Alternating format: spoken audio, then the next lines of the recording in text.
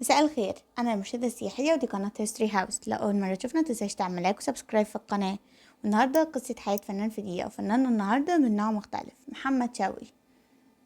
اسمه الحقيقي محمد ابراهيم. تاريخ ميلاده 6 يناير 1915، وتاريخ وفاته 21 مايو 1984. اتولد في حي بولاق ابو العلا بمدينة القاهرة، وتخرج من مدرسة السعدية، وعمل بعد كده موظف في محافظة أسيوط. حب التمثيل جدا، عشان كده اشترك في فرقة منيرة المهدية، وغنى كمان معاه في مسرحية عروس الشرق سنة 37. أما عن التمثيل، بدأ التمثيل بفرقة علي الكسار، وانضم لفرقة نجيب الريحاني وفرقة شكوكو.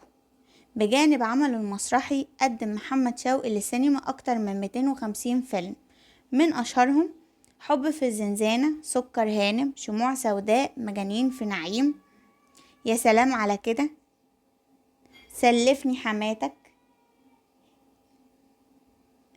الثعلب والعنب، السطوح، العايقة والدريسة، ألف ليلة وليلة، الفهلوي، الليلة الموعودة، وكمان الأنسة حنفي، بابا عريس، عريس أختي، عيون سهرانة، معجزة السماء. كان ماهر جدا في فن الإلقاء، وشارك في حملة إعلانية شهيرة لأحد شركات التأمين، وكان شعارها: أنا عنيد جدا ومخي حديد قوي، لكن أول مرة دماغي تلين، ويعجبني نوع من أنواع التأمين.